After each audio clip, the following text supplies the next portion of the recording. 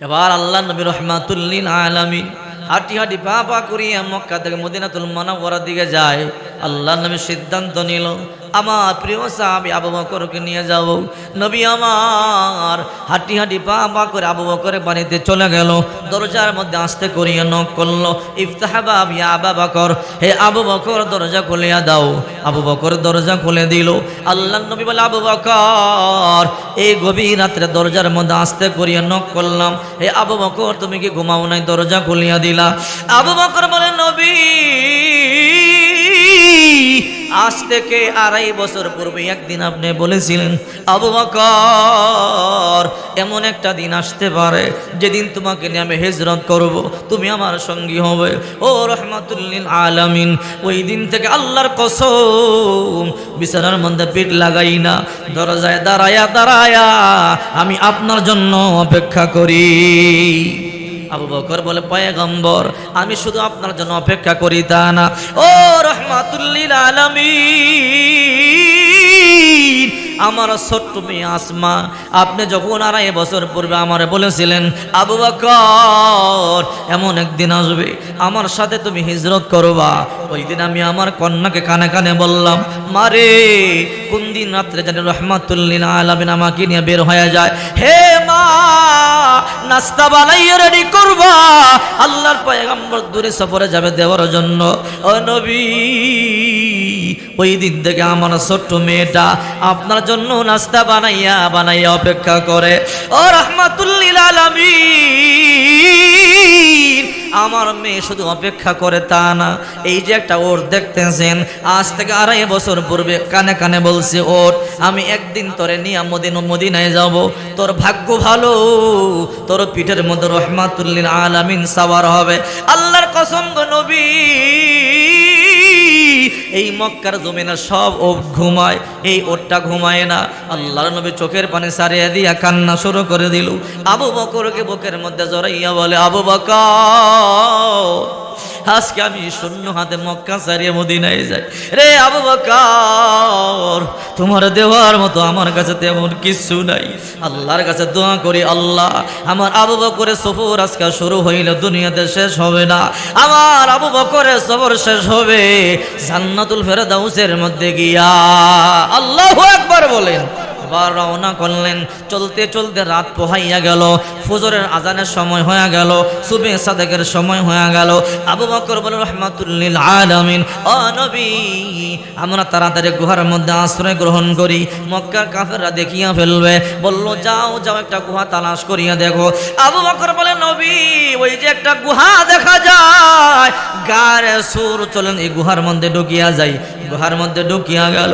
রাহমাতুল লিল আলামিন বলে, আবু বকর আমি চলতে চলতে ক্লান্ত হয়ে গেলাম, তোমার কোলটা দাও একটু মাথা রাখিয়া আমি ঘুমাই। আল্লাহর নবী গো ও রাহমাতুল লিল আলামিন আমার রানটার মধ্যে আপনি ঘুমান। আবু বকর আল্লাহর নবীর রানটার মধ্যে একটু শুইয়া বললেন, কোনো সমস্যা চলবে না? হুজুর চইলাইছি, তাহলে কথা না বলাই ভালো। আমি তো মনে করছি কোনো সমস্যা হলে ডান দিক থেকে আমাকে সিগন্যাল দিবেন, ঠিক আছে তো ইনশাআল্লাহ। এবার সিদ্দিক আকবর রাদিয়াল্লাহু তাআলা আনহু, সবাই একটু জায়গা করে দেন, সবাই দেখছেন মানুষ দাঁড়ায় রয়েছে, লা ইলাহা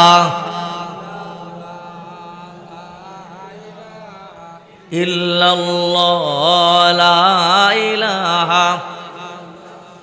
পিছনে জায়গা হচ্ছে না, একটু আগায়া বসেন না বাবা, জায়গা করে দেন, অনেক মানুষ দাঁড়ায় রয়েছে। লা ইলাহা, আপনাদের পার্টি থাকলে পিছনে পার্টির ব্যবস্থা করেন। লা ইলাহা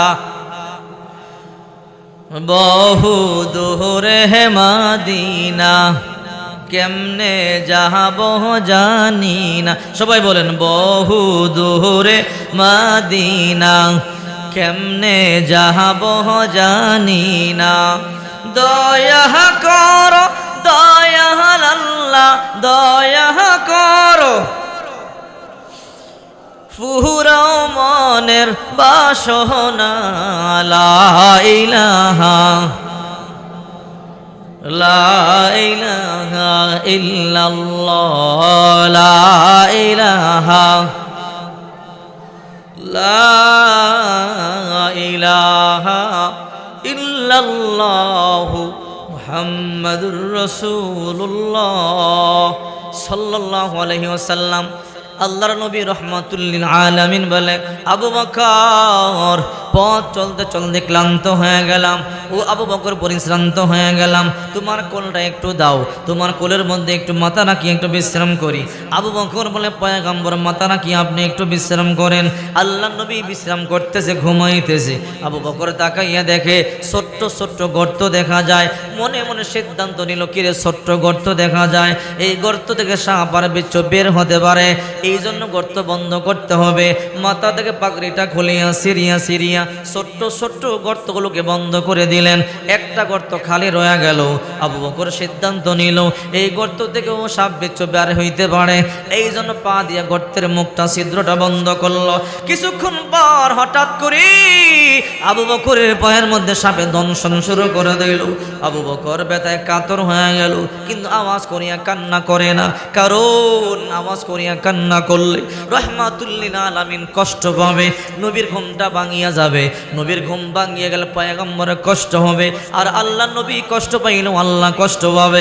এই জন্য আবু বকর চোখের পানি সারিয়া কান্না করে না, কিন্তু ব্যথাও তো সহ্য করতে পারে না। চেহারাটা নীল হয়ে গেল। হঠাৎ করে এক ফোঁটা পানি আল্লাহর পয়গম্বরের চেহারার মধ্যে পড়ে গেল। আল্লাহর নবীর তো পাতলা গম গম থেকে জায়গা গেল। হঠাৎ করে তাকাইয়া দেখে আবু বকর চোখের পানি সারিয়া কান্দে। আবু বকর, কেন তুমি চোখের পানি সারিয়া কান্দো? মনে কি দুঃখ বলো? ও রাহমাতুল লিল আলামিন, আমি এই জন্য কান্না করি, আমার পায়ের মধ্যে কিসে যেন কামড় দিয়েছে, ব্যথা সহ্য করতে পারি না। ও নবী, আমি কিন্তু আওয়াজ করিয়া কান্না করি নাই, আপনার কষ্ট হবে এই জন্য আওয়াজ করিয়া কান্না করি নাই। ও নবী, অজান্তে এক ফোঁটা পানি আপনার গালের মধ্যে পড়ে গেল। আল্লাহর পয়গম্বর পাটা টান দিল, থুতু মোবারক লাগাইয়া দিল, মুহূর্তের মধ্যে ব্যথা বন্ধ হয়ে গেল। হঠাৎ করে একটা সাপ বের হইয়া গেল গর্ত থেকে। সাপ বের হইয়া আল্লাহর পয়গম্বর দিকে তাকাইয়া রইল। আল্লাহর পয়গম্বর বলে, সাপ আজকে মক্কাবাসী আমার সাথে দুশ্মনী করলো, মক্কার লোকের আমার কষ্ট দিল। রে সাপ, তুই পর্যন্ত দুশ্মনী করলি, কিয়ামতের ময়দানে আল্লাহর দরবারে আমি মামলা করব, তোর বিরুদ্ধে আল্লাহর দরবারে বিচার দিব। সাপ চোখের পানি সারিয়া কান্না শুরু করে দিল। আল্লাহর নবী বলে, আমার সাহাবী আবু বকর কেন কামড় দিলে? সাপ বলে, আল্লাহ জবান খুলে দাও, না হলে তোমার নবী আমার ভুল বুঝবে। আল্লাহ তাআলা জবান খুলে দিল। এইবার সাপ বলে, আসসালাতু আসসালামু আলাইকা ইয়া রাসূলুল্লাহ, আসসালাতু আসসালামু আলাইকা ইয়া হাবিবাল্লাহ। ও রাহমাতুল লিল আলামিন, আমি ইচ্ছে করি আবু বকরকে কামড় দেই নাই। ও রাহমাতুল লিল আলামিন, একটা একটা করিয়া সবগুলো গর্ত তালাশ করলাম, বের হওয়ার জন্য বের হইতে পারি না। আমি একদিন নয়, 2 দিন নয়, 500 বছর ধরে এই গুহার মধ্যে অপেক্ষা করতেছি। আল্লাহু আকবার। আল্লাহর নবী বলে, কেন? বলে, নবী, আজ থেকে 500 বছর আগে এই জমিনের মধ্যে একজন নবী আসছিল, যার নাম ঈসা নবী। ও নবী, ওই ঈসা নবী বয়ান করতেছিল। ওই বয়ানের মধ্যে বলতেছিল, এমন একদিন আসবে আমার দুনিয়াতে যাওয়ার 500 বছর পরে একজন নবী দুনিয়াতে আসবে, যার নাম মুহাম্মদ, যার উপরে কালিমা পড়লে, ঈমান গ্রহণ করলে জাহান্নাম হারাম হয়ে যায়, যাকে দেখে ইসলাম কবুল করলে জান্নাত ওয়াজিব হয়ে যায়। ওই দিন থেকে ওয়াদা করলাম, আর আমি সিরিয়ার জমিনে থাকবো না, আমি আর বাইতুল মুকাদ্দাসের জমিনে থাকবো না, আজকে আমি সেই মদিনাতুল মুনাওয়ারার রাস্তায় চলে যাব। ও নবী, ঈসা নবী বলছিল একদিন আপনি হিজরত করবেন, আর গারে সুরের মধ্যে আপনি 3 দিন 3 রাত অবস্থান করবেন। এই জন্য 500 বছর ধরিয়া এই গারে সুরের মধ্যে আমি অপেক্ষা করতেছি। 100 গর্ত করে রাখছিলাম, যদি কোনো গর্ত বন্ধ হয়ে যায় অন্য গর্ত দিয়ে বের হব, অন্য গর্ত বন্ধ হলে অন্য গর্ত দিয়ে বের হব। আল্লাহর কসম, আপনার সাহাবী আবু বকর সবগুলো গর্ত কাপড় দিয়ে বন্ধ করে দিয়েছে, কোনো গর্ত দিয়ে আমি উঠতে পারি নাই। ও নবী, একটা গর্তের মধ্যে গোশত মাংসের গ্রান পাইলাম, ভাবলাম মানুষের পা হবে, কামড় বসাইয়া দিলাম, সরে যাবে, তারপরে গর্তের মুখ খালি হবে, বের হব। ইচ্ছে করে কামড় দেই নাই রে নবী। সেখানে কামড় না দিলে পাটা সরাবে না, আর আমি আপনার এক নজরে দেখতে পারবো না। আল্লাহর নবী বলে দেখবে কেন? ও নবী, কালিমা পড়বো, ইসলাম কবুল করব, আপনার সাথে জান্নাতে যাব। আল্লাহর হাবিব বলেন সাপের জন্য তো জান্নাত নাই। বলে এত কিছু বুঝি না, 500 বছর অপেক্ষা করেছি, জান্নাতে কি আপনার খেদমত করব। আল্লাহু আকবার বলেন। আপনি আল্লাহর কাছে দোয়া করেন, অবশ্যই আল্লাহ তাআলা আপনার দোয়া মঞ্জুর করবে। আল্লাহ তাআলা বলে ও নবী আমার, এই সাপ আপনার প্রেমে পড়ে পাগল হইয়া 500 বছর ধরে অপেক্ষা করেছে, এই সাপকেও আমি আল্লাহ আপনার সাথে জান্নাতে দিয়ে দিব। তুমি জান্নাতে যাইবা ঠিকই, কিন্তু জান্নাত তো সাপের জন্য নাই।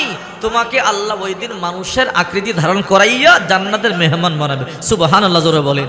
এই আয়াতে আল্লাহ পাক রব্বুল আলামিন এই কথাটা চমৎকার করে তুলে ধরেছেন, লাকাদ কানা লাকুম ফি রাসূলিল্লাহি উসওয়াতুন হাসানা। অবশ্যই তোমাদের জন্য একমাত্র উত্তম আদর্শ, উত্তম নমুনা, উত্তম মডেল রয়েছে মুহাম্মদুর রাসূলুল্লাহর ভিতরে। কারণ মুহাম্মদুর রাসূলুল্লাহকে ব্যক্তি জীবনে ফলো করলে ব্যক্তি জীবনটা সুন্দর হয়ে যাবে, সামাজিক জীবনে ফলো করলে সামাজিক জীবনটা সুন্দর হয়ে যাবে, রাষ্ট্রীয় জীবনে যদি মুহাম্মদুর রাসূলুল্লাহকে ফলো করতে পারি, আমাদের রাষ্ট্রটা পৃথিবীর মধ্যে সবচেয়ে সুন্দর রাষ্ট্র হয়ে যাবে। ঠিক কিনা জোরে বলেন।